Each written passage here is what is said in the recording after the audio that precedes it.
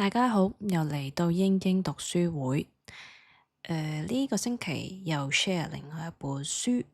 咁呢一本書咧，其實就係之前應該係睇 magazine 嘅時候咧，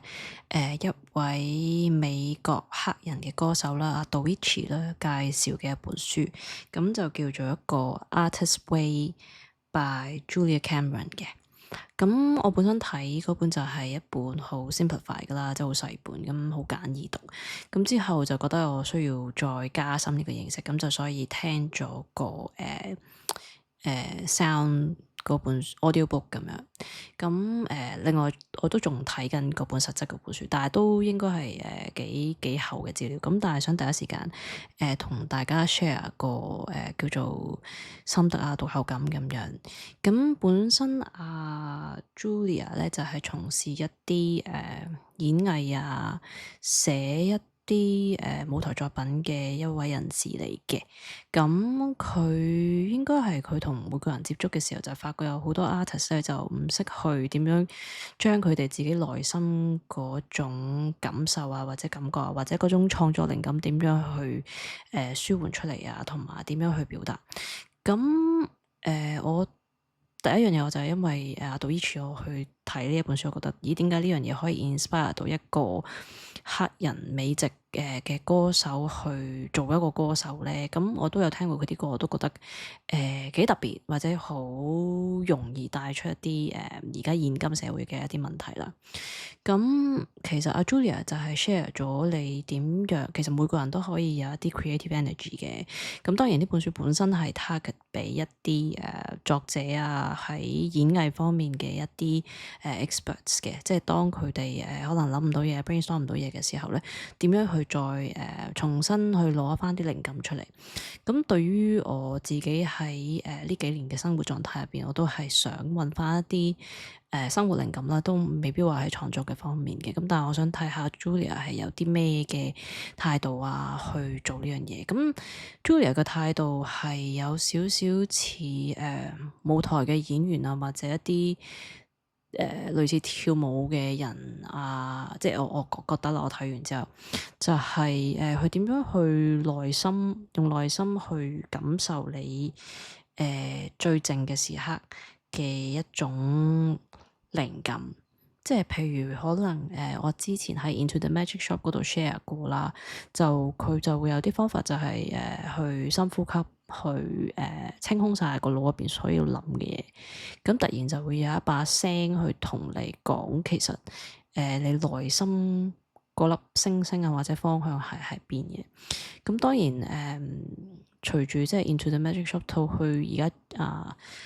Julia 呢本書咧，呢本書其實都有介紹話每日做一啲 exercise 啊，譬如寫一啲叫做 morning journal 啊，純粹係 reflect 下你今日做咗啲咩啊，你有冇去靜靜地去聆聽自己嘅心靈，其實今日想表達啲咩，做啲咩，或者邊啲方向係好啊與唔好。咁Julia 純粹係用一個好簡單模式去俾大家去舒緩咗你心入邊一啲雜音咁樣嘅。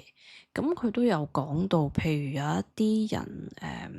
係創作者嚟嘅，咁但係佢可能突然間有一個 mental block 係唔知點樣表達，唔知點樣，即係總之 stuck 咗喺一個位。咁佢話呢一啲類型嘅人就好中意去將佢哋嘅 skills 啊，或者佢啲 ideas 啊 share 俾佢周圍嘅一啲都係從事同一類型嘅嘢啦，跟住就依附咗喺佢哋嗰度，咁就永遠自己就即係走唔出去自己嘅框框，即係嗰個 block 個位啦。咁就成日將一啲 idea 就 share 咗俾佢周遭嘅，你當朋友又好，嗰樣嘢都好。但係其實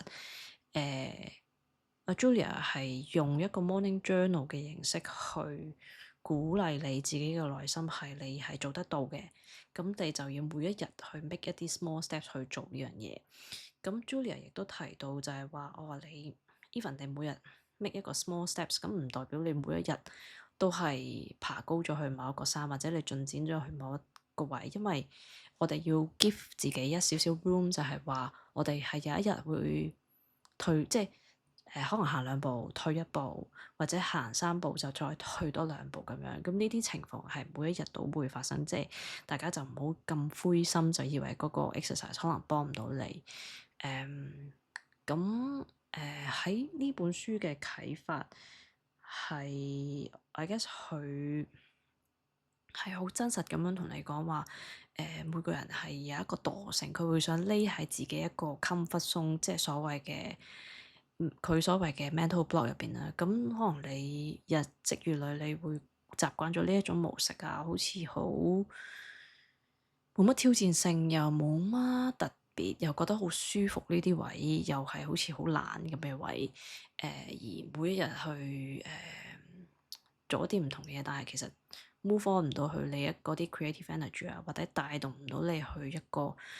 creative path 咁樣。